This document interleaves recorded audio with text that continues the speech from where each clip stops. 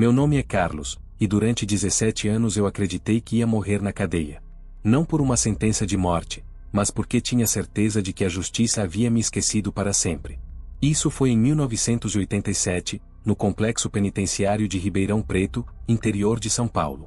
Eu tinha 23 anos quando entrei ali, acusado de um crime que, bem, essa é uma história que precisa ser contada do jeito certo.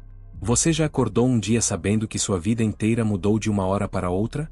Que tudo que você conhecia, tudo que você planejava, simplesmente desapareceu? Foi assim que começou minha jornada. Uma batida na porta às 5 da manhã, sirenes, algemas frias no meu pulso e uma acusação que ecoava na minha cabeça como um pesadelo sem fim. Carlos Henrique da Silva, você está preso pelo homicídio de Maria Santos. Maria Santos. Esse nome me perseguiu por anos, me acordou em noites sem lua, me fez questionar minha própria sanidade. Porque eu conhecia Maria, sim. Ela morava a 3 quadras da minha casa, trabalhava no mercado do seu João, sempre cumprimentava todo mundo com um sorriso. Mas eu jamais tinha feito mal a ela. O problema é que na noite em que ela morreu, eu não tinha álibi. Estava em casa, sozinho, assistindo televisão. Minha mãe tinha ido visitar minha tia em Santos, meu pai havia falecido 2 anos antes. Não tinha como provar onde estava, não tinha como mostrar que era inocente. E o pior de tudo, havia uma testemunha que jurava ter me visto saindo da casa da Maria naquela noite. Seu nome era Roberto, um conhecido do bairro que sempre teve problemas com bebida. Ele disse no tribunal, com toda a convicção do mundo, viu Carlos saindo da casa da Maria por volta das 10 da noite, estava nervoso, olhando para os lados como quem fez algo errado. Mentira. Pura mentira. Mas quem ia acreditar na palavra de um rapaz de 23 anos contra a de uma testemunha ocular? O julgamento durou 3 dias. 3 dias que pareceram uma eternidade. Meu advogado, um defensor público sobrecarregado, fez o que pôde, mas quando o juiz bateu o martelo e anunciou, condenado a 17 anos de reclusão, senti como se o chão tivesse desaparecido debaixo dos meus pés. Minha mãe chorou tanto naquele dia que pensei que ela fosse desmaiar ali mesmo, na frente de todo mundo. Meu filho é inocente, ela gritava para quem quisesse ouvir. Meu filho jamais faria uma coisa dessas. Mas gritos de mãe não mudam sentenças, não é mesmo? Entrei na penitenciária numa tarde de março, com uma mala pequena e um coração partido. O primeiro que me recebeu foi o Marcão, um detento veterano que controlava o pavilhão 2.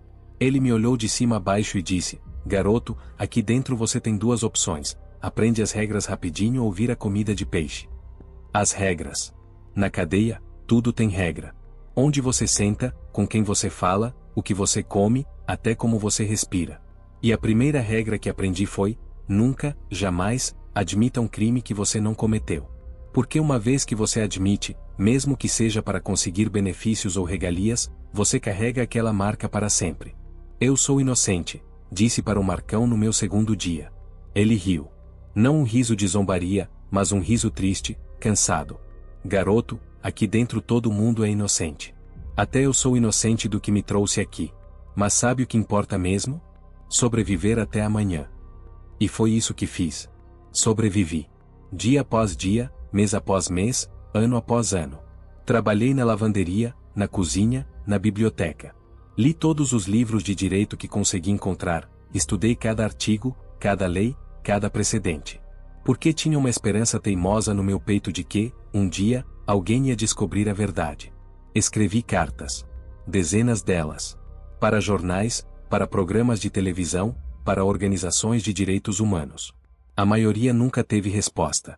Algumas voltavam com carimbos de endereço não encontrado ou remetente desconhecido. Outras simplesmente sumiam no vazio. Minha mãe me visitava religiosamente, todo domingo, durante 10 anos. 10 anos de viagens cansativas de São José dos Campos até Ribeirão Preto, 10 anos de revistas humilhantes na entrada da prisão, 10 anos de conversas através de um vidro grosso que não deixava nem mesmo um abraço passar. Não desista, meu filho, ela sempre dizia. Deus sabe da verdade. Mas em 1997, minha mãe teve um derrame. Parou de vir. Parou de escrever. Parou de acreditar, talvez. E eu comecei a aceitar que talvez aquela fosse mesmo minha vida. Que eu ia envelhecer ali, ia morrer ali, ia ser enterrado como mais um número no sistema prisional brasileiro. Foi quando conheci o Padre Miguel. Ele chegou na penitenciária em 1998, um homem baixinho, de uns 60 anos, com olhos que pareciam enxergar através da alma das pessoas. Diferente dos outros capelães que tinham passado por ali, o padre Miguel não vinha só para rezar missa aos domingos. Ele conversava com os presos, ouvia suas histórias, e mais importante, ele acreditava. Carlos, ele me disse numa dessas conversas, você tem alguma coisa diferente. Não sei explicar o que é, mas tem. É a inocência, padre. Alguns dizem que ela fica estampada no rosto da gente. Não é só isso. É a maneira como você fala da família da vítima. Você sente dor pela Maria, mas não sente culpa. Culpa é diferente de dor, meu filho. O padre Miguel começou a me visitar regularmente. Não para falar de Deus, para falar de justiça. Ele acreditava que existem erros no sistema, que pessoas inocentes às vezes pagam por crimes que não cometeram. E ele estava disposto a me ajudar. Vou conversar com alguns advogados que conheço, ele prometeu. Vamos revisar seu caso do zero. Mas advogados custam dinheiro, e eu não tinha. Minha mãe estava doente, vivendo de uma pensão miserável.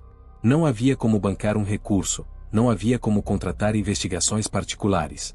O padre fez o que pôde, mas a lei é lenta, e eu já estava há mais de 10 anos preso. Em 2003, aconteceu algo que mudou tudo. Roberto, a testemunha que me incriminou, morreu num acidente de carro. Bêbado, como sempre, bateu numa árvore na rodovia Anhanguera. Quando soube da notícia, não senti alívio, senti um vazio estranho. Porque com a morte dele, morreu também qualquer chance de ele confessar que tinha mentido. Ou pelo menos era isso que eu pensava. O padre Miguel veio me ver alguns dias depois da morte do Roberto. Ele estava estranho, inquieto, como se carregasse um peso nas costas. Carlos, preciso te contar uma coisa. Mas antes, preciso que você me prometa que não vai fazer nenhuma besteira. Que tipo de besteira, padre? Roberto procurou a igreja a semana passada. Disse que precisava confessar algo que estava pesando na consciência dele há anos. Meu coração disparou. E o que ele disse? Ele mentiu no seu julgamento, Carlos. Mentiu sobre ter visto você saindo da casa da Maria. Na verdade, ele nem estava no bairro naquela noite, estava bebendo num bar do centro da cidade. O mundo parou. Literalmente parou. Por 16 anos eu tinha sonhado com esse momento, e agora que ele chegava, eu não sabia o que sentir. Por que ele mentiu, padre? Medo. A polícia estava pressionando todo mundo no bairro para encontrar um culpado. Roberto tinha antecedentes, problemas com a justiça. Quando os investigadores sugeriram que ele tinha visto você saindo da casa da Maria, ele concordou. Achou que era melhor apontar o dedo para outra pessoa do que se tornar suspeito. Mas ele confessou isso para o senhor, isso significa que posso usar a confissão para recorrer. O padre balançou a cabeça tristemente. Sigilo sacramental, meu filho. O que é dito em confissão não pode ser revelado. Jamais. E ali estava eu novamente, sabendo a verdade, mas sem poder provar. Roberto estava morto, sua confissão estava protegida pelo sigilo sacramental, e eu continuava preso por um crime que não cometi. Se essa história te lembra algo, compartilhe comigo nos comentários, porque às vezes, dividir o peso faz ele ficar mais leve. Os anos seguintes foram os mais difíceis da minha vida. Saber que existia uma confissão que me inocentava, mas não poder usar ela, era uma tortura psicológica que não desejo para ninguém. Comecei a ter pesadelos, crises de ansiedade, momentos em que considerava desistir de tudo. O padre Miguel, vendo meu estado, começou a procurar outras alternativas. Ele conversou com advogados especialistas em casos de erro judiciário, contatou organizações de direitos humanos, até mesmo jornalistas investigativos. Mas sem provas concretas, sem novas evidências, era impossível reabrir o caso.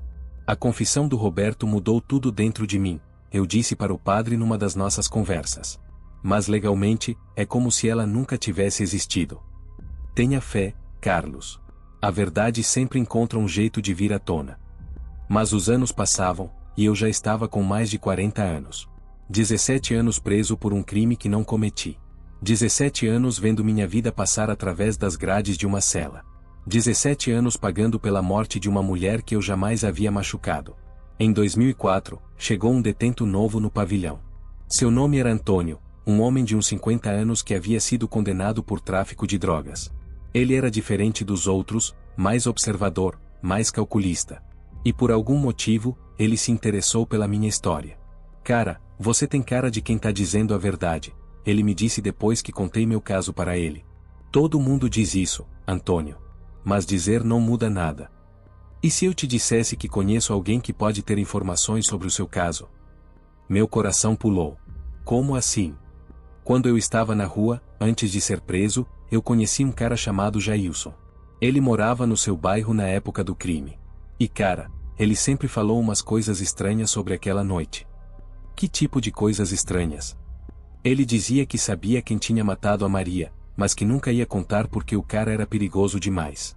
Dizia que a polícia tinha prendido a pessoa errada, mas que era melhor assim, melhor um inocente preso do que ele morto na rua. Essa informação me deixou numa agitação terrível. Jailson. Eu me lembrava dele vagamente, um cara meio esquisito que trabalhava numa oficina mecânica perto da minha casa. Sempre foi meio calado, meio desconfiado. Mas se ele sabia alguma coisa, onde esse Jailson está agora? Última vez que soube, ele estava preso na penitenciária de Tremembé. Mas cara, vai com calma. Esse tipo de informação pode ser perigosa. Antônio tinha razão. Mas eu já tinha perdido 17 anos da minha vida. O que mais eu poderia perder? Consegui localizar Jailson através da rede de contatos que existe entre as penitenciárias.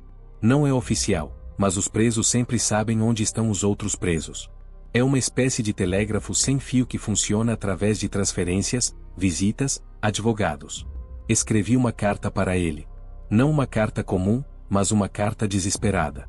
Contei minha história, expliquei que estava preso há 17 anos por um crime que não cometi, e implorei para que ele me dissesse o que sabia sobre a morte da Maria. A resposta chegou 3 semanas depois. Carlos, lembro de você. Sempre achei que tinham prendido o cara errado. Mas cara, se eu contar o que sei, minha vida não vale nada. O cara que matou a Maria ainda está solto, ainda mora na região, e tem contatos perigosos. Se ele souber que eu falei, eu tô morto. Mas na mesma carta, havia uma pista: se você conseguir garantir minha segurança, se conseguir me transferir para outro estado, longe daqui, talvez a gente possa conversar. Como um preso condenado por homicídio poderia conseguir a transferência de outro preso? Era impossível. Mas o padre Miguel tinha contatos, conhecia gente influente, pessoas que trabalhavam no sistema prisional. Padre, essa pode ser minha única chance, eu disse para ele. Se o Jailson sabe quem realmente matou a Maria, preciso descobrir um jeito de fazer ele falar. O padre ficou pensativo por um longo tempo. Carlos, vou fazer algumas ligações. Vou conversar com o diretor da penitenciária, com alguns advogados que conheço. Não posso prometer nada, mas vou tentar. E ele tentou. Durante meses, o padre Miguel moveu montanhas para conseguir a transferência do Jailson. Conversou com autoridades, fez contatos, usou toda a sua influência. E milagrosamente, conseguiu. Jailson foi transferido para uma penitenciária no Mato Grosso do Sul, longe de São Paulo, longe de quem pudesse ameaçá-lo. E 2 semanas depois da transferência, recebi uma carta dele que mudou minha vida para sempre. Carlos, vou te contar a verdade. Mas você precisa prometer que nunca vai dizer que fui eu que falei. O cara que matou a Maria se chama Edson Alves. Ele morava na rua de trás da casa dela, era viciado em crack, sempre andava roubando no bairro para comprar droga. Naquela noite, ele entrou na casa da Maria para roubar. Ela acordou, tentou gritar, e ele matou ela com uma facada no pescoço. Eu vi quando ele saiu da casa, com sangue na camisa. Mas cara, o Edson tinha ligação com traficantes pesados da região. Se eu contasse na época, eles me matariam. Quando prenderam você, pensei que fosse temporário, que logo iam descobrir a verdade. Mas os anos passaram e você continuou preso, e eu fiquei com medo de falar. Edson Alves. Finalmente eu tinha um nome. Finalmente tinha uma pista concreta. O padre Miguel ficou eufórico quando contei para ele. Carlos, essa é a prova que precisávamos. Vamos procurar esse Edson, vamos investigar o passado dele, vamos. Padre, e se ele estiver morto? E se ele tiver desaparecido? E se não conseguirmos provar nada? Então pelo menos tentamos. Pelo menos lutamos até o fim. A investigação sobre Edson Alves começou imediatamente. O padre Miguel contratou um investigador particular com o dinheiro que conseguiu arrecadar na igreja. Não era muito, mas era suficiente para algumas semanas de trabalho. E o investigador descobriu coisas impressionantes. Edson Alves havia sido preso 2 vezes por roubo após a morte da Maria. Uma vez em 1989, outra em 1995. Em ambas as ocasiões, ele tinha usado violência excessiva contra suas vítimas. Na segunda prisão, havia esfaqueado um idoso durante um assalto. O modus operandi era exatamente o mesmo: entrar na casa, roubar e usar uma faca quando encontrava resistência. Mas o mais impressionante de tudo, Edson estava vivo. Estava preso numa penitenciária em Sorocaba, cumprindo uma pena de 20 anos por latrocínio. Carlos, disse o padre Miguel numa visita, encontramos ele. E agora? Agora tentamos fazer ele confessar. Mas como fazer um assassino confessar um crime que ele conseguiu esconder por quase 20 anos? Como convencer alguém que já estava preso por outros crimes a assumir mais uma condenação? A resposta veio do próprio Edson. O investigador conseguiu uma entrevista com ele na prisão. Disse que estava escrevendo um livro sobre crimes não resolvidos na região de São José dos Campos, e que gostaria de conversar sobre o período em que Edson morava lá. Edson, que já estava cumprindo uma pena longa e não tinha mais nada a perder, acabou falando mais do que deveria. Não confessou diretamente, mas deu detalhes sobre a casa da Maria que só o assassino poderia saber. Ele descreveu a disposição dos móveis na sala, a cor do sofá, a localização da televisão. Disse que tinha escutado comentários sobre como a vítima estava vestida quando foi encontrada. Mencionou que alguém havia comentado sobre uma joia que Maria usava no pescoço e que havia desaparecido após o crime. Detalhes que nunca foram divulgados na imprensa. Detalhes que só estavam no inquérito policial. Detalhes que só o assassino poderia conhecer. O investigador gravou toda a conversa. Era uma confissão indireta, mas era uma confissão. Você teria feito o mesmo no meu lugar? Me diga abaixo, porque às vezes não sabemos o que somos capazes até sermos testados pela vida. Com a gravação em mãos, o padre Miguel procurou o melhor advogado criminalista que conhecia. Dr. Fernando Santana, um homem que já havia trabalhado com vários casos de erro judiciário e que tinha fama de nunca desistir de um cliente inocente. Dr. Fernando analisou todo o material: a carta do Jailson, a gravação do Edson, os documentos sobre o modus operandi similar em outros crimes. E chegou à conclusão de que tínhamos chances reais de conseguir a revisão criminal. Carlos, ele me disse numa visita, não vou mentir para você. Vai ser difícil. O sistema judiciário não gosta de admitir erros. Mas temos evidências suficientes para pelo menos tentar. O processo de revisão criminal foi protocolado em março de 2005. 17 anos e 11 meses depois da minha condenação. 17 anos e 11 meses de vida desperdiçada atrás das grades. A primeira audiência foi marcada para junho do mesmo ano. Eu estava tão nervoso que mal consegui dormir nas semanas anteriores. E se o juiz não aceitasse as novas evidências? E se considerasse que a gravação não tinha valor legal? E se decidisse que era tarde demais para reabrir o caso? O padre Miguel me visitou na véspera da audiência. Carlos, independente do que acontecer amanhã, quero que saiba que você lutou. Que não desistiu. Que honrou a memória da sua mãe e a sua própria dignidade. Minha mãe. Ela havia morrido 2 anos antes, sem nunca ter visto minha inocência provada. Sem nunca ter tido o prazer de me ver em liberdade. Essa era a dor mais profunda que carregava, a certeza de que ela morreu pensando que seu filho poderia passar o resto da vida na prisão. A audiência durou 4 horas. Dr. Fernando apresentou todas as evidências, o depoimento do Jailson, mesmo ele não podendo testemunhar pessoalmente por questões de segurança, a gravação do Edson, a análise dos outros crimes cometidos por ele, as inconsistências no depoimento original do Roberto. O promotor, obviamente, se opôs à revisão.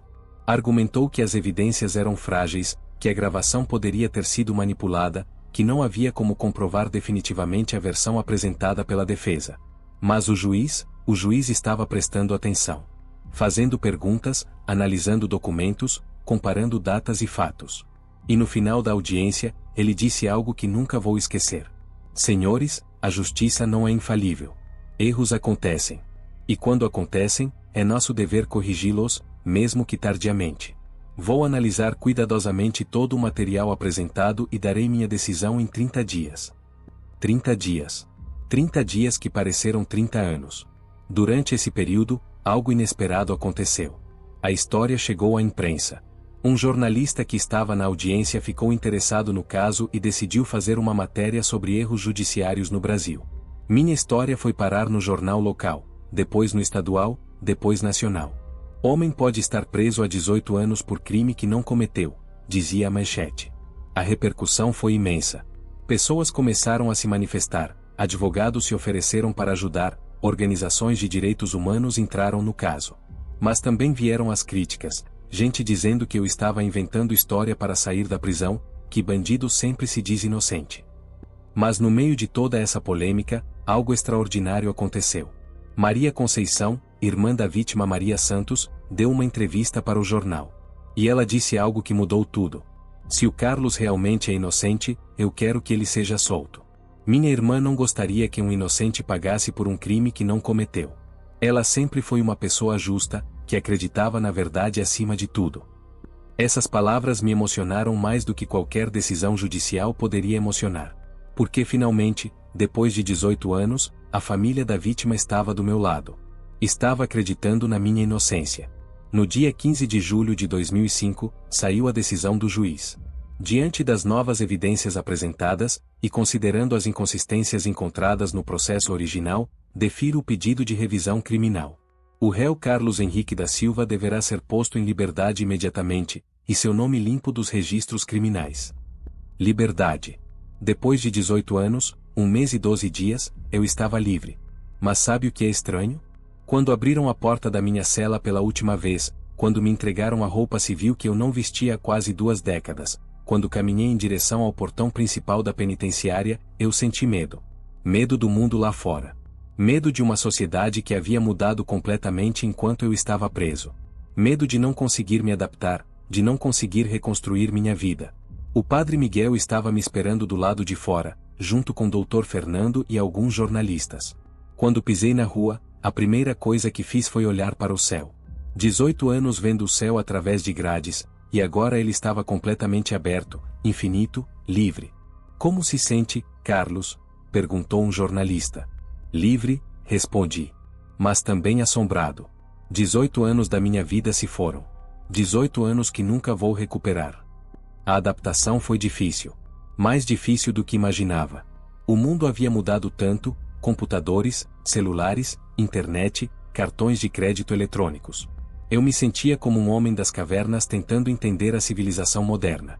Mas o mais difícil de tudo era lidar com a solidão. Na prisão, por mais terrível que fosse, havia uma rotina, havia pessoas, havia uma estrutura social. Do lado de fora, eu estava completamente sozinho. Sem família, sem amigos, sem perspectivas profissionais. Quem contrata um homem de 41 anos que passou 18 anos preso? Mesmo sendo inocente, mesmo tendo sua inocência comprovada na justiça, o estigma permanece. As pessoas olham para você de forma diferente, com desconfiança, com pena, com curiosidade mórbida. Durante os primeiros meses, vivi de uma pequena indenização que o Estado me pagou pelo erro judiciário. Não era muito, alguns salários mínimos que mal davam para alugar um quarto numa pensão e comprar comida básica. Mas era melhor do que nada. O padre Miguel continuou me ajudando, me apresentou para algumas pessoas, conseguiu que eu fizesse alguns trabalhos esporádicos. Faxina, vigilância, trabalhos braçais. Nada relacionado à minha formação anterior, mas eu não ligava.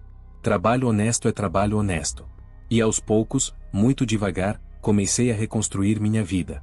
Em 2007, 2 anos após minha libertação, aconteceu algo que eu não esperava. Edson Alves, o verdadeiro assassino da Maria Santos, decidiu confessar oficialmente o crime. Ele estava com câncer, desenganado pelos médicos, e disse que queria limpar a consciência antes de morrer. Deu uma entrevista completa para a polícia, confessando não apenas o assassinato da Maria, mas também outros crimes que havia cometido na região. Eu matei a Maria Santos numa tentativa de roubo que deu errado, ele disse na confissão. Nunca pensei que iam condenar um inocente por isso. Quando soube que o Carlos tinha sido preso, fiquei com medo de me entregar. Pensei que logo iam descobrir que ele não tinha nada a ver com isso. Mas os anos passaram, e eu fui me acostumando com a ideia de que alguém estava pagando pelo meu crime. A confissão oficial de Edson fechou definitivamente o meu caso. Não havia mais dúvidas, não havia mais questionamentos. Eu era oficialmente, legalmente, publicamente inocente. Mas sabe o que descobri nesses anos todos? Que ser declarado inocente não apaga o sofrimento. Não devolve o tempo perdido. Não ressuscita sua mãe para que ela possa ver sua inocência comprovada. Não reconstrói os relacionamentos que se perderam, os sonhos que foram abandonados, a vida que foi interrompida. A inocência comprovada é uma vitória, mas é uma vitória amarga. Hoje, em 2025, 20 anos após minha libertação, eu tenho uma vida simples mas digna. Trabalho como auxiliar administrativo num escritório de advocacia que se especializou em casos de erro judiciário. É um trabalho que faz sentido para mim, ajudar outras pessoas que passaram pelo que eu passei, que lutam para provar sua inocência, que precisam de alguém que entenda sua dor. Durante esses anos, ajudei dezenas de pessoas. Algumas conseguiram reverter suas condenações, outras ainda estão lutando. Mas todas encontraram em mim alguém que realmente entendia pelo que estavam passando. Alguém que sabia que por trás de cada número do sistema prisional existe uma história, uma família, um ser humano. O Padre Miguel continua sendo meu amigo. Ele já está com mais de 80 anos, aposentado, mas ainda me visita regularmente. Carlos, ele sempre diz, sua história prova que a verdade sempre encontra um caminho. Pode demorar, pode ser dolorosa, mas sempre encontra.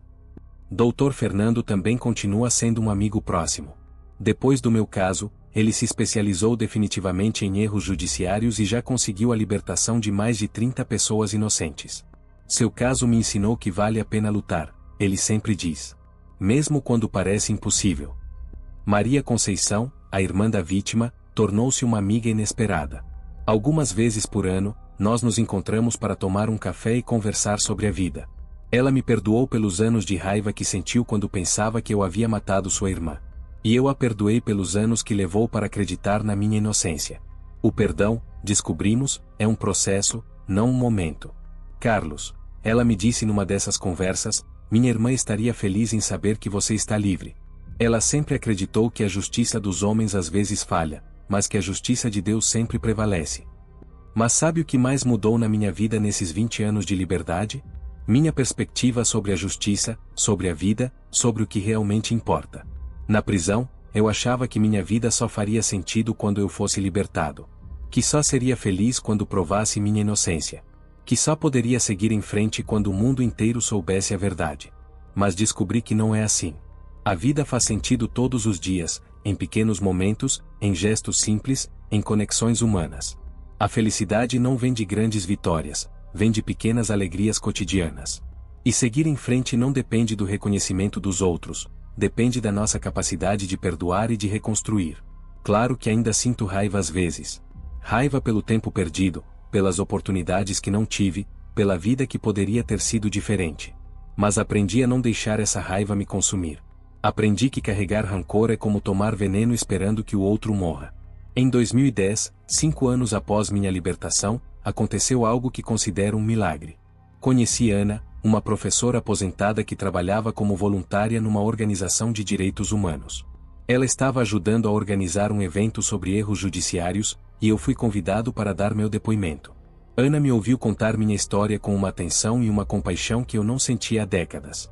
No final do evento, ela se aproximou e disse, Carlos, sua história me tocou profundamente. Não apenas pelo sofrimento que você passou, mas pela dignidade com que carregou esse peso todos esses anos. Ana tinha 52 anos, era viúva, não tinha filhos. Havia perdido o marido num acidente de carro 3 anos antes e estava, assim como eu, tentando reconstruir sua vida. Começamos a nos encontrar para conversar, primeiro sobre trabalho, depois sobre a vida, depois sobre sonhos e medos. Você não tem medo de se envolver com alguém que passou tanto tempo preso? Perguntei para ela numa dessas conversas. Carlos, você passou 18 anos pagando por um crime que não cometeu. Isso não te faz um criminoso, isso te faz uma vítima. E vítimas merecem amor, compaixão e uma segunda chance na vida. Ana me ensinou algo fundamental, que o amor não julga o passado, mas constrói o futuro. Que é possível recomeçar mesmo depois dos 40 anos, mesmo depois de perdas terríveis, mesmo depois de traumas profundos. Nos casamos em 2012, numa cerimônia simples na igreja do Padre Miguel. Foi um dos dias mais felizes da minha vida, não apenas porque estava me casando com uma mulher maravilhosa, mas porque finalmente sentia que tinha uma família novamente. Ana me ajudou a fazer as pazes com meu passado. Ela me incentivou a escrever sobre minha experiência, a compartilhar minha história não apenas como um desabafo, mas como uma forma de ajudar outras pessoas. Sua dor pode ser a cura de alguém, ela sempre dizia. E foi assim que comecei a escrever. Primeiro apenas algumas páginas, depois capítulos inteiros, depois um livro completo sobre minha experiência no sistema prisional brasileiro. O livro foi publicado em 2015 e teve uma recepção melhor do que eu esperava. Não me tornei rico com ele, mas consegui alcançar pessoas que estavam passando por situações similares. Recebi centenas de cartas de familiares de presos, de pessoas que também haviam sido condenadas injustamente, de advogados que estavam lutando em casos difíceis. Cada carta me mostrava que minha história tinha um propósito maior, que o sofrimento pelo qual passei poderia servir para diminuir o sofrimento de outros. Uma das cartas que mais me marcou veio de uma mãe chamada Joana, de Fortaleza. Seu filho havia sido condenado por estupro baseado apenas no depoimento de uma testemunha, sem evidências físicas, sem álibi. A história era assustadoramente similar à minha. Carlos, ela escrevia, lendo seu livro, entendi que não posso desistir do meu filho. Que preciso continuar lutando, mesmo quando parece impossível. Sua história me deu esperança. Histórias como essa me fizeram perceber que talvez todo aquele sofrimento tivesse algum sentido. Não que eu merecesse passar por aquilo, não que fosse justo ou necessário. Mas que, uma vez que havia acontecido, eu poderia transformar essa experiência em algo útil para o mundo. Em 2018, 13 anos após minha libertação, decidi dar um passo maior. Junto com o Dr. Fernando e alguns outros advogados, criamos o Instituto Carlos Henrique, uma organização não governamental dedicada a identificar e corrigir erros judiciários no Brasil. O Instituto oferece assistência jurídica gratuita para pessoas que acreditam ter sido condenadas injustamente, faz pesquisa sobre falhas no sistema judicial, e trabalha na conscientização da sociedade sobre esse problema. É um trabalho lento, difícil, muitas vezes frustrante, mas é um trabalho que salva vidas. Até hoje, o Instituto já conseguiu a libertação de 43 pessoas inocentes. 43 vidas que foram devolvidas para suas famílias. 43 histórias de sofrimento que tiveram um final diferente do que pareciam destinadas a ter. Carlos, disse Dr. Fernando numa reunião recente, você sabe que se não tivesse passado por tudo aquilo, o Instituto nunca teria existido? Que essas 43 pessoas talvez ainda estivessem presas. É uma forma estranha de pensar, que meu sofrimento gerou algo bom para o mundo. Não sei se acredito que tudo acontece por uma razão, como algumas pessoas gostam de dizer. Mas acredito que podemos encontrar uma razão para tudo que acontece conosco. Em 2020, 15 anos após minha libertação, aconteceu algo que me emocionou profundamente. Roberto, a testemunha que havia mentido no meu julgamento e cuja confissão ao padre Miguel havia sido o primeiro passo para minha inocência ser descoberta, tinha um filho. Esse filho, já adulto, soube da verdade sobre o caso e decidiu me procurar. Senhor Carlos, ele disse quando nos encontramos, meu nome é Roberto Júnior. Meu pai mentiu no seu julgamento, e isso me assombra desde que soube da verdade. Queria pedir perdão em nome da minha família. Eu olhei para aquele jovem de uns 30 anos, com lágrimas nos olhos, carregando uma culpa que não era dele. E disse, filho, você não tem nada a me pedir perdão. Seu pai era um homem assombrado pelo medo, que tomou uma decisão terrível num momento de desespero. Mas isso não é culpa sua. E eu já perdoei seu pai há muito tempo. O perdão. Durante todos esses anos, aprendi que o perdão não é algo que fazemos pelos outros, é algo que fazemos por nós mesmos. Porque carregar raiva, ressentimento e sede de vingança é um peso que machuca mais quem carrega do que quem deveria receber. Perdoei Roberto pela mentira que me custou 18 anos de vida. Perdoei Edson por ter cometido o crime e deixado que eu pagasse por ele. Perdoei o sistema judicial pelas falhas que levaram à minha condenação. Perdoei a sociedade por ter me rejeitado quando saí da prisão. E mais importante de tudo, perdoei a mim mesmo por todas as vezes que duvidei da minha própria inocência, por todos os momentos em que pensei em desistir, por todas as noites em que desejei que tudo aquilo fosse apenas um pesadelo. Hoje, aos 61 anos, posso dizer que tenho uma vida plena. Não é a vida que sonhei quando era jovem, mas é uma vida com propósito, com amor, com esperança. Ana e eu adotamos 2 crianças que estavam no sistema de adoção há anos, Gabriel, de 12 anos, e Sofia, de 9. Eles sabem da minha história, sabem pelo que passei, e isso não os assusta. Pelo contrário, eles dizem que me admiram por nunca ter desistido de ser uma pessoa boa. Gabriel me perguntou uma vez, pai, você tem raiva das pessoas que te prenderam injustamente? Não, filho, respondi. Raiva é um sentimento que nos prende. E eu já passei tempo demais preso. Sofia, a mais nova, costuma dizer para os amigos na escola: meu pai é um herói. Ele passou muito tempo num lugar ruim, mas nunca deixou de ser bom. Ser chamado de herói por uma criança de 9 anos é melhor do que qualquer reconhecimento oficial, melhor do que qualquer indenização, melhor do que qualquer manchete de jornal. O Instituto Carlos Henrique continua crescendo. Temos agora escritórios em 5 estados e uma equipe de 27 advogados trabalhando voluntariamente em casos de erro judiciário. O número de pessoas que conseguimos libertar já passa de 70, e cada caso nos ensina algo novo sobre como o sistema pode falhar e como podemos melhorá-lo. Um dos casos mais marcantes que acompanhamos foi o de Severino, um homem de 65 anos que havia passado 22 anos preso por um crime que não cometeu.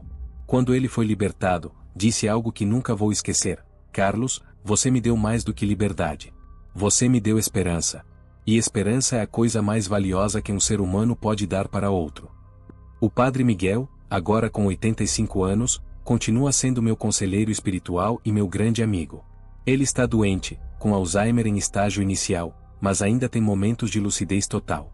Numa dessas conversas, ele me disse: Carlos, você sabe qual foi o milagre da sua história? Não foi ter sido libertado, foi ter saído da prisão com o coração ainda capaz de amar. E é verdade. Eu poderia ter saído da prisão cheio de ódio, sede de vingança, amargura. Poderia ter me tornado uma pessoa ressentida, revoltada, incapaz de confiar novamente na humanidade. Mas algo dentro de mim, talvez a fé, talvez a teimosia, talvez apenas uma recusa em deixar que o mal vencesse, me fez manter a capacidade de amar, de perdoar, de acreditar que as pessoas são fundamentalmente boas. Não que tenha sido fácil. Houve dias, principalmente nos primeiros anos após a libertação, em que acordei com uma raiva terrível. Raiva do tempo perdido, das oportunidades que se foram, da vida que poderia ter sido diferente. Nesses dias, eu saía para caminhar, conversava com o Padre Miguel, lia alguns versículos da Bíblia, ou simplesmente chorava até não ter mais lágrimas. Mas sempre voltava para a mesma conclusão: eu não poderia mudar o que havia acontecido, mas poderia escolher como reagir a isso. Poderia escolher ser uma vítima para sempre ou usar minha experiência para ajudar outros. Poderia escolher viver no passado ou construir um futuro. Uma das coisas que mais me orgulho nesses anos todos é ter conseguido manter uma relação próxima com Maria Conceição, a irmã da vítima. Ela se tornou uma grande defensora do trabalho do Instituto, participando de palestras e eventos para conscientizar sobre erros judiciários. Carlos, ela disse numa dessas palestras, quando soube que você era inocente, senti 2 sentimentos ao mesmo tempo: alívio por saber que minha irmã finalmente tinha justiça, e culpa por ter acreditado por tanto tempo que você era culpado. Mas você me ensinou que a culpa não constrói nada, só destrói. E que o perdão não é fraqueza, é a coisa mais forte que um ser humano pode fazer. Essas palavras, vindas da irmã da vítima, significaram mais para mim do que qualquer declaração oficial de inocência. Em 2023, 18 anos após minha libertação, fui convidado para dar uma palestra na Faculdade de Direito da USP sobre erros judiciários. A plateia estava lotada: estudantes, professores, advogados, juízes, promotores. Ao final da palestra, um jovem estudante levantou a mão e fez uma pergunta que me deixou reflexivo.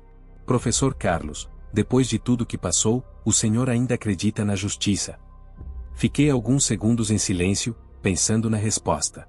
Depois disse: jovem, eu acredito na justiça exatamente porque sei que ela pode falhar. Se ela fosse perfeita, não precisaríamos lutar por ela. É justamente porque comete erros que precisamos de pessoas como vocês, futuros operadores do direito, para torná-la melhor a cada dia. Minha história não prova que a justiça não funciona, prova que ela precisa ser constantemente aperfeiçoada. Depois da palestra, vários estudantes me procuraram interessados em fazer trabalho voluntário no Instituto. Jovens idealistas, cheios de energia, querendo fazer a diferença no mundo. Olhando para eles, senti esperança. Esperança de que as próximas gerações serão melhores que a nossa, de que aprenderão com nossos erros, de que construirão um sistema de justiça mais humano e mais preciso. Ana sempre diz que minha maior qualidade é a capacidade de encontrar esperança mesmo nas situações mais desesperadoras. Carlos, ela diz, você passou 18 anos na prisão por um crime que não cometeu, e mesmo assim ainda acredita que o mundo pode ser melhor. Isso não é ingenuidade, isso é fé. Fé. Talvez seja essa palavra que melhor define minha jornada. Fé na verdade, fé na justiça, fé na bondade humana, fé na possibilidade de redenção e recomeço. Uma fé que foi testada ao extremo, que quase se quebrou várias vezes, mas que no final se mostrou mais forte do que qualquer adversidade. Claro que ainda há dias difíceis. Dias em que acordo lembrando de algum momento terrível na prisão, dias em que penso em como seria minha vida se nada daquilo tivesse acontecido, dias em que a injustiça do mundo me parece insuportável.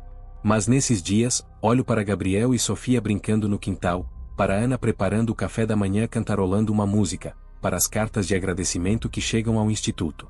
E lembro que a vida não é feita apenas de grandes tragédias ou grandes vitórias, é feita de pequenos momentos de alegria que tornam tudo valer a pena. Há alguns meses, recebi uma ligação que me emocionou profundamente. Era de João Carlos, um homem que havia sido libertado pelo Instituto há 3 anos após passar 15 anos preso injustamente. Ele ligou para me contar que havia se casado e que sua esposa estava grávida. Carlos, ele disse chorando ao telefone, vou ser pai aos 50 anos. Pensei que nunca teria uma família, nunca teria filhos. Mas você me devolveu minha vida, e agora vou poder dar vida a alguém. Momentos como esse me fazem entender que todo o sofrimento valeu a pena. Não porque merecíamos passar por aquilo, mas porque conseguimos transformar nossa dor em cura para outros. O Padre Miguel, nos seus momentos de lucidez, sempre me lembra de uma frase que marcou nossa amizade. Carlos, a injustiça que você sofreu foi terrível. Mas a justiça que você trouxe para o mundo foi ainda maior. E talvez seja essa a grande lição da minha história. Que não podemos controlar o que acontece conosco, mas podemos controlar o que fazemos com o que acontece conosco. Que a vida não é sobre evitar o sofrimento, mas sobre encontrar sentido no sofrimento. Que a verdadeira vitória não é nunca cair, mas sempre se levantar. Hoje, quando acordo de manhã na minha casa simples mas acolhedora, com minha família ao meu lado e meu trabalho esperando por mim, sinto uma gratidão profunda.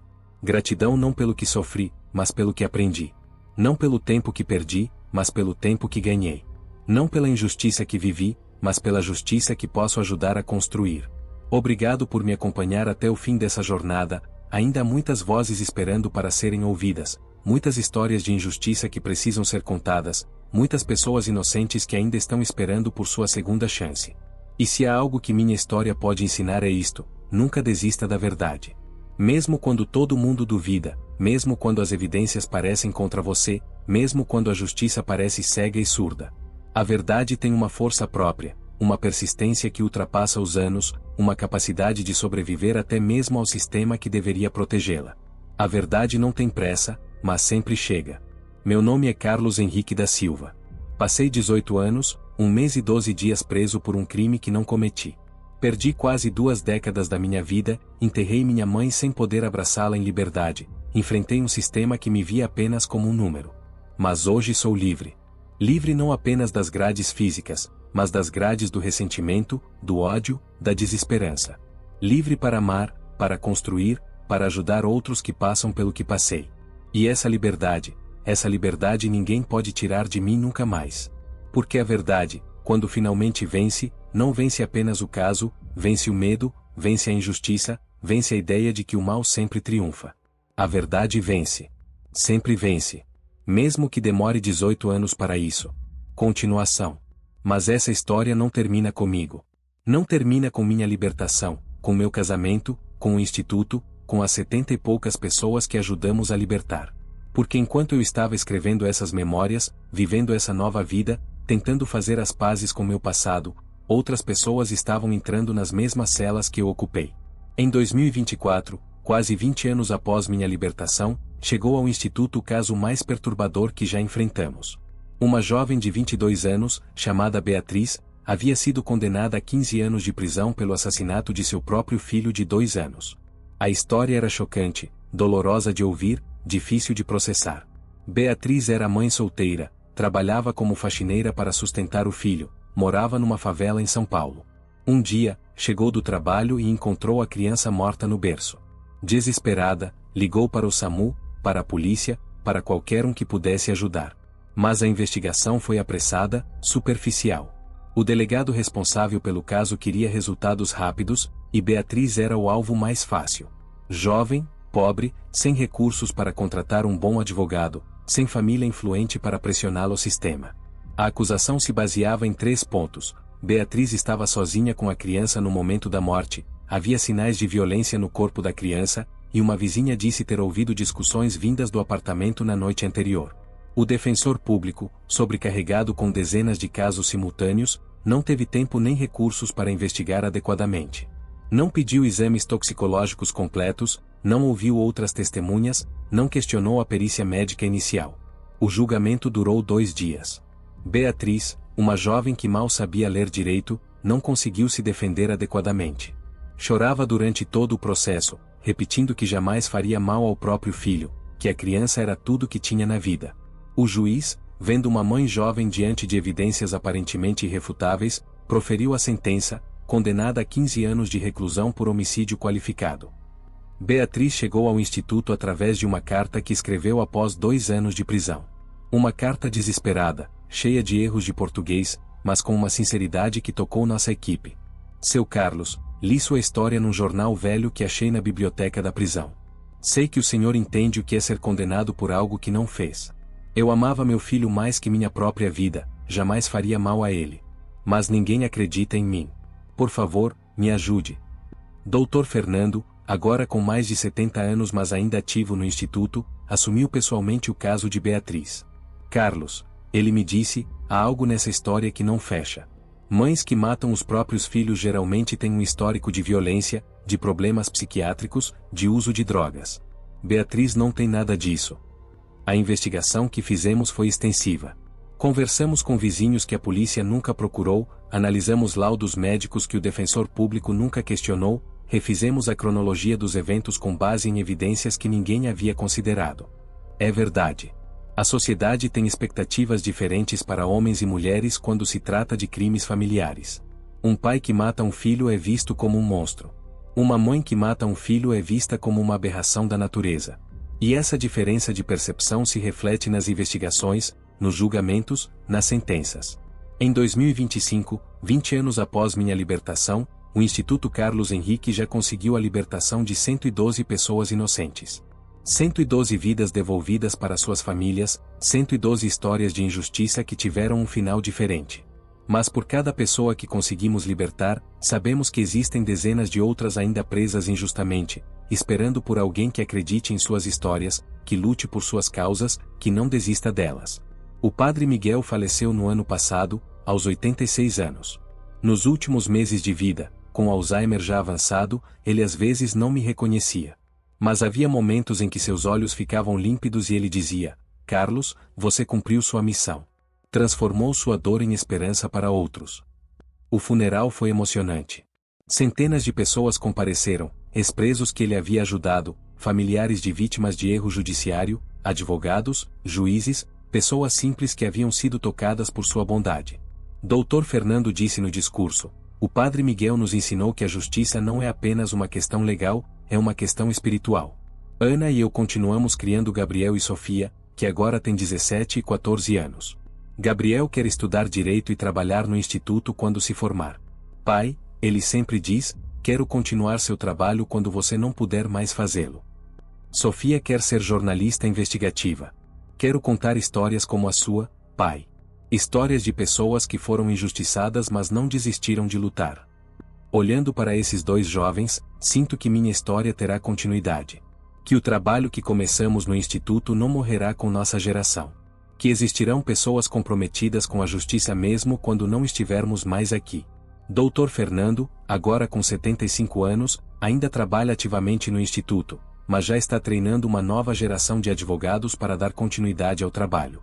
Carlos, ele me disse recentemente: quando comecei a trabalhar com você, achei que íamos conseguir corrigir alguns erros isolados. Nunca imaginei que descobriríamos um problema tão sistemático. Porque essa é a verdade que descobrimos ao longo desses anos: erros judiciários não são exceções isoladas no sistema de justiça brasileiro. São um problema estrutural, que tem raízes na pressa dos investigadores, na sobrecarga dos defensores públicos, na pressão da sociedade por resultados rápidos, na falta de recursos para investigações adequadas. No Brasil, estimamos que existam entre 1.000 e 2.000 pessoas presas injustamente em qualquer momento. 1.000 e 2.000 histórias como a minha, como a da Beatriz, como a de todas as pessoas que conseguimos ajudar ao longo desses anos. É um número assustador. Mas é também um desafio que nos motiva a continuar trabalhando, a continuar lutando, a continuar acreditando que é possível construir um sistema de justiça mais justo. Recentemente, o Instituto foi procurado por estudantes de uma universidade americana que estão desenvolvendo um sistema de inteligência artificial para identificar possíveis erros judiciários. Eles analisam padrões em processos judiciais, procuram inconsistências, identificam casos que merecem uma segunda olhada. Senhor Carlos, disse a jovem pesquisadora que nos apresentou o projeto, a tecnologia pode ser uma ferramenta poderosa para evitar que casos como o seu aconteçam no futuro. É esperançoso pensar que a tecnologia pode ajudar a tornar a justiça mais precisa. Mas também sei que não podemos depender apenas de algoritmos. A justiça é humana, feita por humanos, para humanos. E os humanos precisam continuar sendo o centro de qualquer sistema de justiça.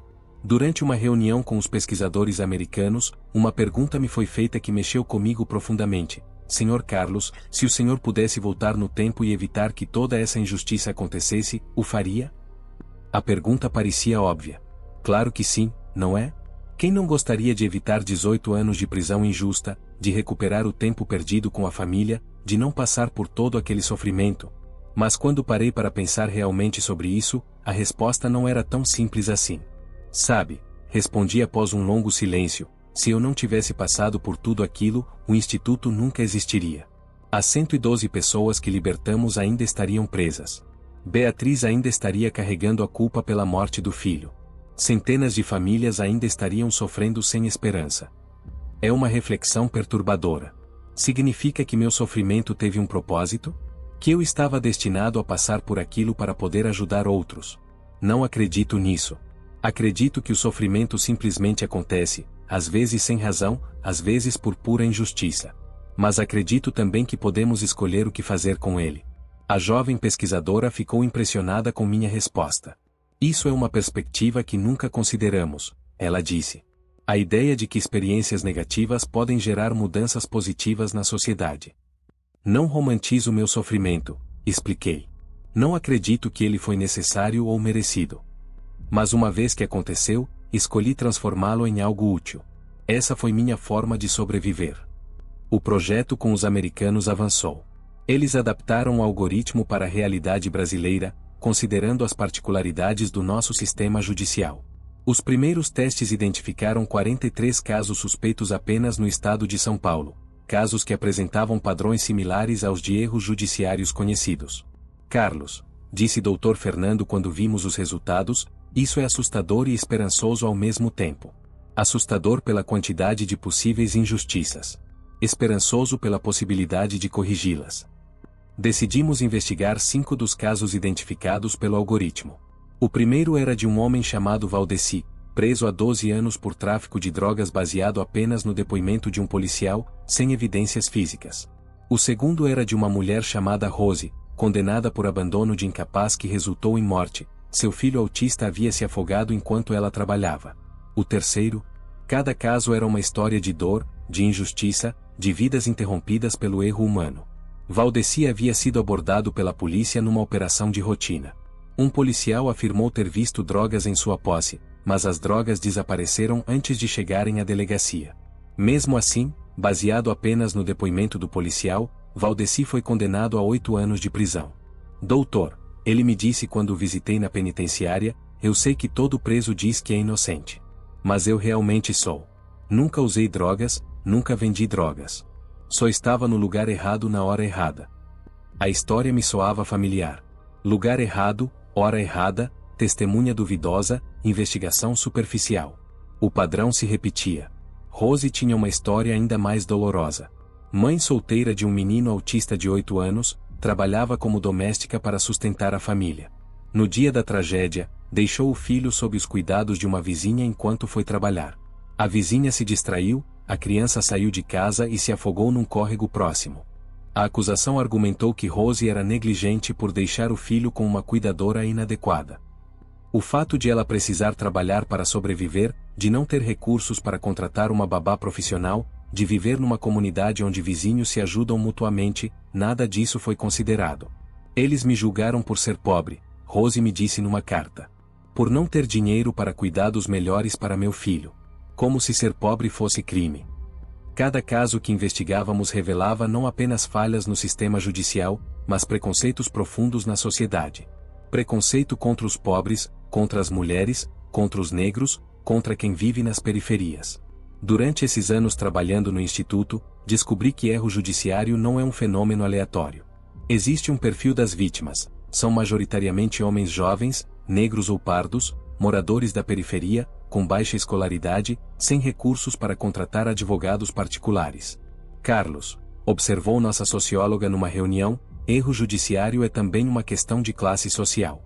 Pessoas ricas raramente são condenadas injustamente porque têm recursos para se defender adequadamente. É uma verdade dolorosa. A justiça, que deveria ser cega, na verdade enxerga muito bem a cor da pele, o endereço, a conta bancária de quem está sendo julgado. Em 2025, decidimos expandir o trabalho do Instituto para além da libertação de inocentes.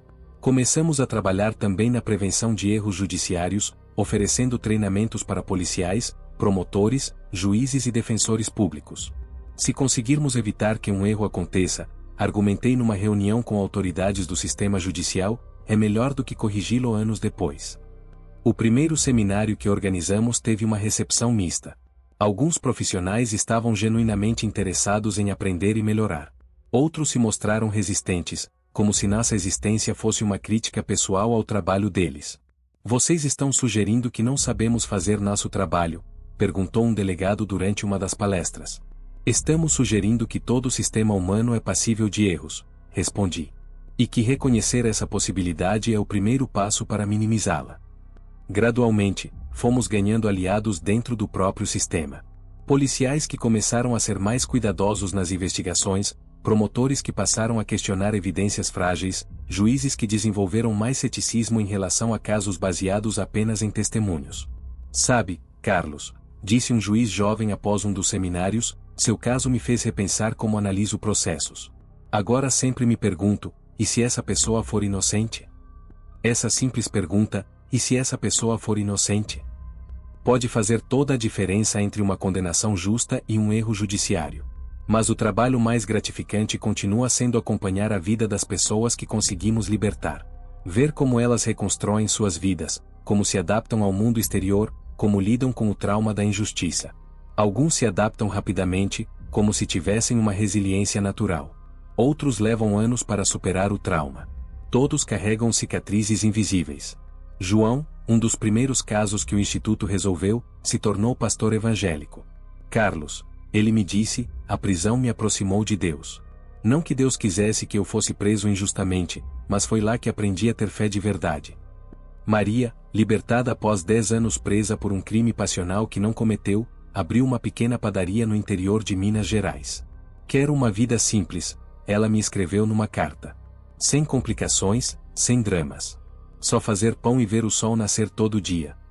Cada história de reconstrução me lembra que a vida é mais forte que a injustiça. Que mesmo depois de anos de sofrimento, ainda é possível encontrar alegria, propósito, esperança. Ana, que agora tem 65 anos, continua sendo minha companheira de vida e de luta. Ela se aposentou do magistério mas continua trabalhando como voluntária no Instituto, coordenando o atendimento psicológico para ex-detentos e suas famílias. Carlos, ela me disse no nosso aniversário de casamento no ano passado, quando nos conhecemos, pensei que estava me casando com um homem que havia superado sua tragédia. Hoje sei que me casei com um homem que transformou sua tragédia em missão. Gabriel, nosso filho adotivo, está no último ano do curso de Direito. Sua monografia de conclusão de curso é sobre erros judiciários na América Latina. Ele quer fazer mestrado nos Estados Unidos e depois voltar para trabalhar no Instituto. Pai, ele me disse recentemente, quero especializar em casos envolvendo jovens. Acho que adolescentes e jovens adultos são especialmente vulneráveis a erros judiciários porque o sistema os vê como mais propensos à criminalidade. Gabriel tem razão. Existe um preconceito sistêmico contra jovens, especialmente jovens negros das periferias. Eles são automaticamente vistos como suspeitos, suas versões são automaticamente questionadas, suas defesas são automaticamente desacreditadas. Sofia, nossa filha, agora com 16 anos, escreve um blog sobre questões sociais que já tem milhares de seguidores. Recentemente, ela publicou uma série de posts sobre mulheres presas injustamente que teve grande repercussão. Pai, ela me disse, quero usar o jornalismo para dar voz a quem não tem voz. Para contar histórias que precisam ser contadas. Olhando para esses dois jovens que criamos, sinto que o trabalho terá continuidade. Que a próxima geração estará preparada para continuar a luta por uma justiça mais justa. Dr. Fernando, mesmo aos 75 anos, continua incansável. Recentemente, ele me disse algo que me marcou: Carlos, você sabe qual é a diferença entre nós e outros advogados? Nós sabemos o que é estar do outro lado. Você literalmente, eu metaforicamente. Essa experiência muda nossa perspectiva sobre tudo. É verdade. Minha experiência como preso injusto me deu uma compreensão visceral do sistema carcerário que nenhum livro de direito poderia proporcionar. Sei o que é sentir o desespero de não ser acreditado, a claustrofobia das celas superlotadas, a humilhação dos procedimentos prisionais. Essa compreensão se traduz em uma abordagem diferente aos casos que assumimos. Não vemos apenas processos jurídicos, vemos seres humanos sofrendo. Não buscamos apenas vitórias legais, buscamos restituir dignidade a pessoas que tiveram sua humanidade negada pelo sistema. Em 2025, o Instituto foi reconhecido internacionalmente. Recebemos um prêmio da ONU pelos Direitos Humanos, fomos convidados para palestras em universidades americanas e europeias, nosso modelo está sendo replicado em outros países da América Latina. Carlos, disse o embaixador brasileiro na cerimônia da ONU, o Instituto representa o melhor da sociedade civil brasileira. A capacidade de transformar experiências negativas em mudanças positivas. Mas o reconhecimento internacional, por mais gratificante que seja, não muda o fato de que ainda existem centenas de pessoas presas injustamente no Brasil. Cada prêmio, cada reconhecimento, cada elogio me lembra da responsabilidade que carregamos. Durante a cerimônia na ONU, conheci representantes de organizações similares de outros países. Um homem do México me contou que eles libertaram 300 pessoas em 10 anos. Uma mulher da Argentina disse que só no ano anterior conseguiram reverter 50 condenações injustas. O problema é global, concluímos numa conversa após a cerimônia. Sistemas de justiça ao redor do mundo cometem os mesmos tipos de erros. Decidimos criar uma rede internacional de organizações que trabalham com erros judiciários. Compartilhar experiências, técnicas, recursos. Aprender uns com os outros como ser mais eficazes na luta contra a injustiça. A primeira reunião da rede aconteceu em São Paulo, no Instituto. Vieram representantes de 15 países, cada um trazendo suas histórias, seus métodos, seus desafios. A injustiça não tem fronteiras, disse um advogado colombiano. Então nossa luta também não pode ter. Durante os 3 dias de reunião, ouvimos histórias de erros judiciários de todo o mundo. Um pastor protestante da Coreia do Sul preso por espionagem. Uma professora italiana condenada por bruxaria numa cidade pequena do interior.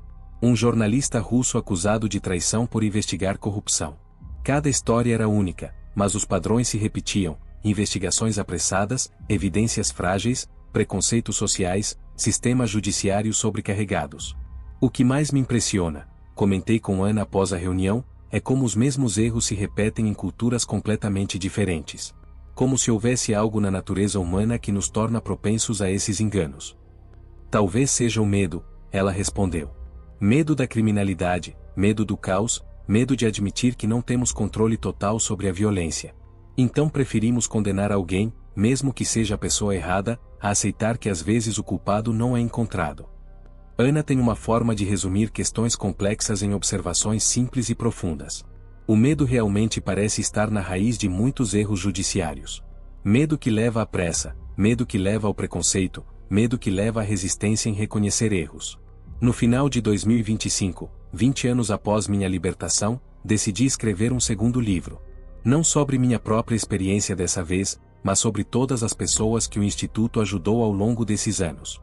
Vozes da Injustiça será uma coletânea de histórias reais de pessoas que foram condenadas injustamente e posteriormente libertadas. Cada capítulo contará a história de uma pessoa diferente, mostrando como erros judiciários afetam não apenas os condenados, mas suas famílias, suas comunidades, a sociedade como um todo. Beatriz escreveu o primeiro capítulo.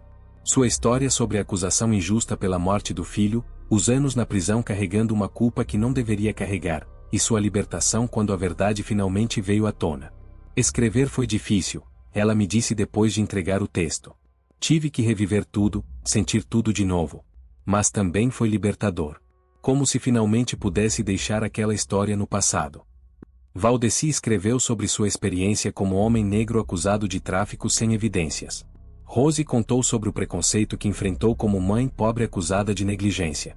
João narrou sua jornada espiritual durante os anos de prisão injusta. Cada história é única, mas todas têm elementos em comum: a incredulidade inicial diante da acusação, o desespero durante o julgamento, a difícil adaptação à vida na prisão, a persistência em manter a esperança, a gratidão pela libertação, a dificuldade de reconstruir a vida. Carlos, disse Dr. Fernando quando leu os primeiros capítulos, esse livro vai ser mais poderoso que qualquer estatística ou estudo acadêmico. Porque mostra o rosto humano da injustiça. Enquanto trabalho no livro, continuo acompanhando os casos ativos do Instituto. Atualmente, estamos investigando 87 possíveis erros judiciários.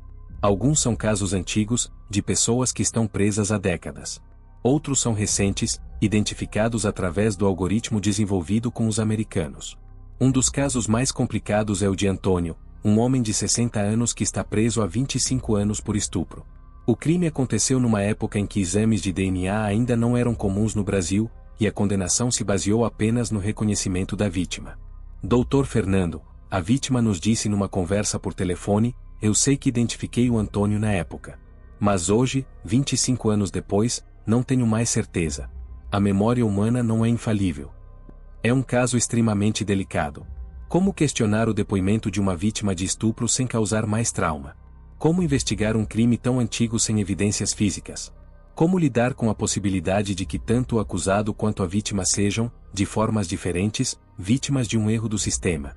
Casos como esse me fazem questionar os limites do nosso trabalho, admiti para Ana numa conversa.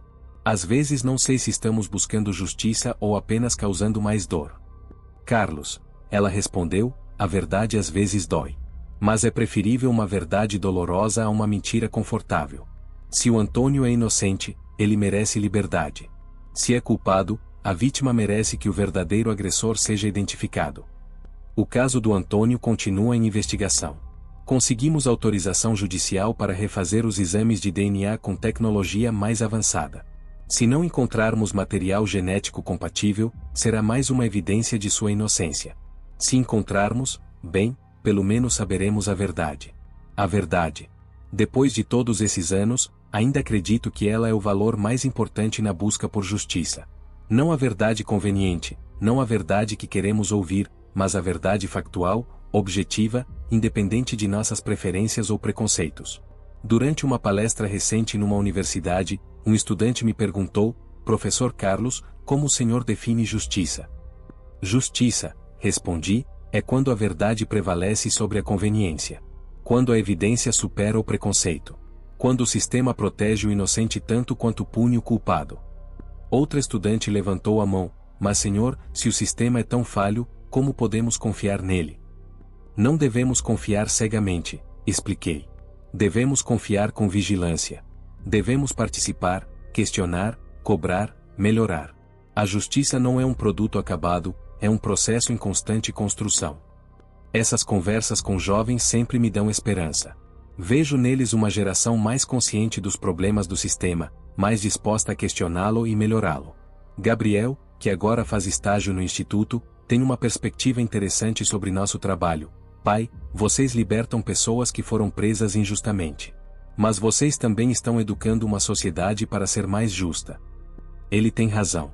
Cada caso que resolvemos, cada palestra que damos, cada reportagem que inspiramos, contribui para uma mudança cultural gradual.